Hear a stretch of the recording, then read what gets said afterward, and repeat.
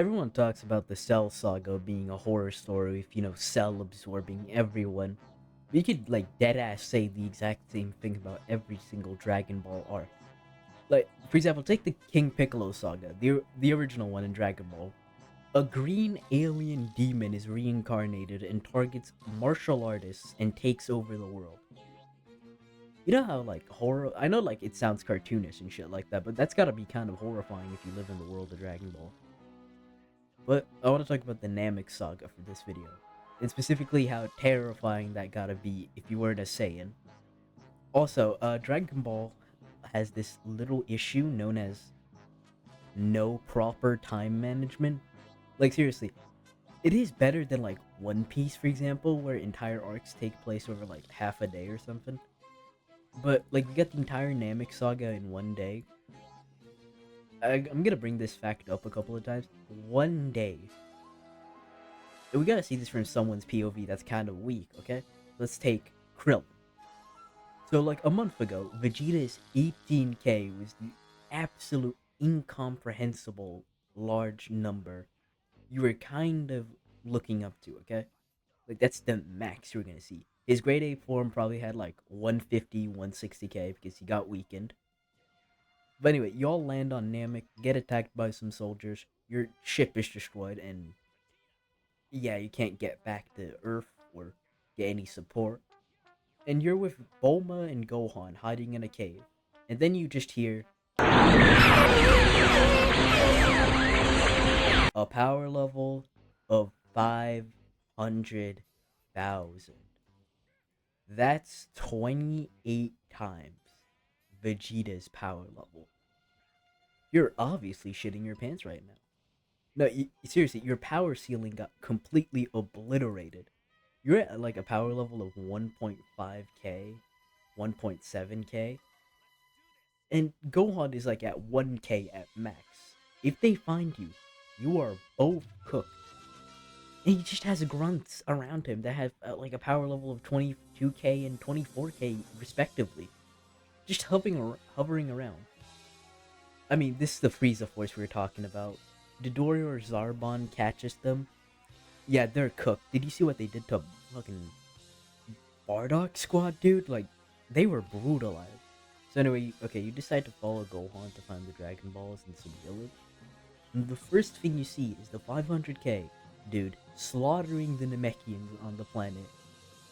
A lot of probably horrifying images are popping into your head right now of what's gonna happen to you and Gohan. But obviously they're not gonna catch you or try to target you. Gohan, no! Yep, Gohan just kicked Dodoria, the dude with a power level of 22k, when you both have a combined power level of 22,700. Yeah, you're cooked. Luckily, through some divine intervention, you and Gohan managed to escape. Oh, I also got a random deadweight Namekian child. Yeah, Dende. I forgot to mention Dende. But anyway, he isn't deadweight. He takes you to a place known as Guru's Palace, or whatever. Guru's Palace? It was Guru's house, or whatever the fuck. Anyway, he takes you to Guru's house, and he awakens your potential, okay? So anyway, you go back to tracking the Dragon Balls. You and Bulma are, chilling again once in a cave. You've sent out, Gohan to, find the Dragon Ball and awaken his power at Guru's. And then, the 24k guy comes up, together with Vegeta. Oh, hell no. Anyway, Bulma tries to hit on the dude, which quickly reminds you of what happened with General Blue. And you're maybe slightly past homophobic comments. Anyway, Vegeta later brutally kills this dude by stabbing him in the chest and blowing him out. Pause. He takes her Dragon Ball, flies away. Gohan awakens his power. And you all decide to team up with Vegeta, since you all have, all the Dragon Balls. And you decide to, revive your friends with the Dragon Balls. Vegeta gets one wish of immortality. You get to revive your friends. I'm Goku! I'm Vegeta! On set! I'm Mother! I'm Captain Ginyu! And together we are the Ginyu Force! Yeah, I deadass don't think I need to talk about the Ginyu Force beatdown. That shit was brutal. Krillin came out looking semi-decent in comparison to Vegeta and Gohan. Am I right? Gohan? Yeah. Anyway, that's when you're saved. Goku has appeared and has saved you from Raccoon, about to obliterate all of you in a single attack. Anyway, y'all discussing what the hell you're gonna do against Ginyu and Jace now, since they're the only two left.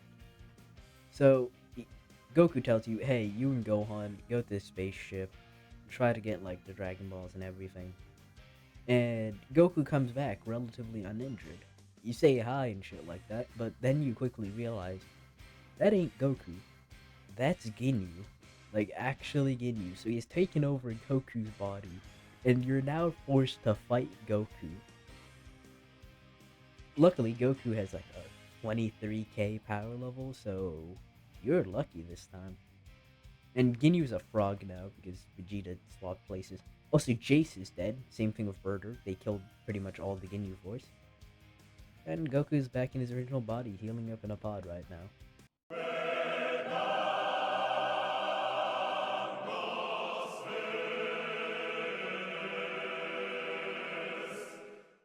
Anyway, Dende is currently carrying the password to the Dragon Balls and passes by Frieza. Again, 500k Frieza versus little, at max, like 5k Dende. Like, deadass, how did Dende not shit his pants? I'm still questioning that. Anyway, they make a wish to revive Piccolo to, restore the Earth's Dragon Balls. And Piccolo wants to fight against Frieza for all the Namekians he's killed. Frieza! Yeah, y'all are cooked. Frieza is here, bro. And Vegeta is your only hope. It kind of seems like it starts out well, but Vegeta is clearly outmatched. And then Frieza decides to transform. Yes, transform to a bit over 1 million. I don't exactly know what he means by a bit over 1 million. It could be 1,000,100, 1,000,100,000. It could be 1.9 million or some shit like that. But that's still 50 times Vegeta's power level during the Saiyan saga. That shit was a month ago. Oh god, I'm just telling y'all this. Krillin is a better man than I am. I would have ran away. Blown away. Well, to be fair, he also does suffer.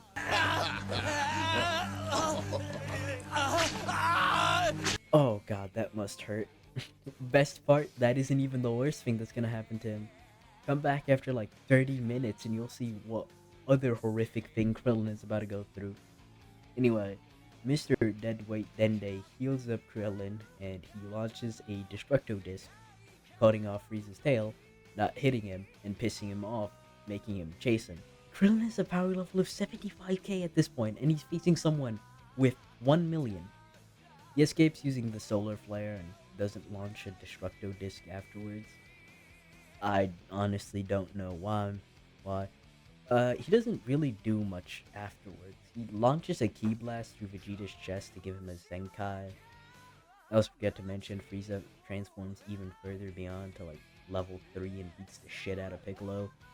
Forgot to mention Piccolo and 1 million second form Frieza fight.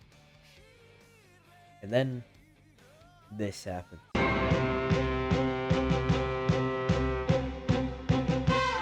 Yeah, Frieza had another form, and he just snipes Dende. Like, you gotta realize, the Death Beam at this point in the series is so fast that it just speed blitzes most characters and shit like that. Like, they can't see the Death Beam. Anyway, he snipes Vegeta later on after beating the shit out of him. And everyone is like, oh yeah, we are cooked. He is leagues above us right now.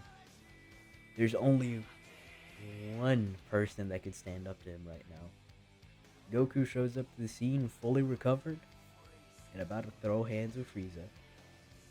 It looks even, with the Kaioken times 20 giving Goku a 60 million power level, until Frieza goes up to like 60 million and starts beating the shit out of Goku.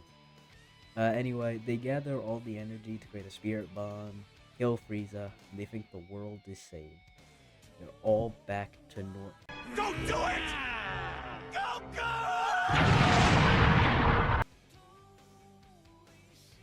Yeah, Krillin just fucking died. Goku goes Super Saiyan, kills Frieza. You're wished back like half a year later. And, yeah, that's the entirety of the Namek Saga. Yeah, it's probably terrifying from someone's perspective, like, Krillin's. Because, he's, for most of the arc, like 1k, 10k, or some shit like that. And he's facing off against people that are 20, 50, 100,000, 1 million, 3 million, fucking 60 million in the case of Frieza. Yeah, you kind of gotta realize the power difference between those two is absolutely terrifying. And the Garlic Jr. saga happens like 12 days after? My bad, audience. Apparently the Garlic Jr. saga takes place a few months afterwards, not 12 days. My bad. Yeah, that man went through a gauntlet. Anyway, that's the end of the video. Bye-bye.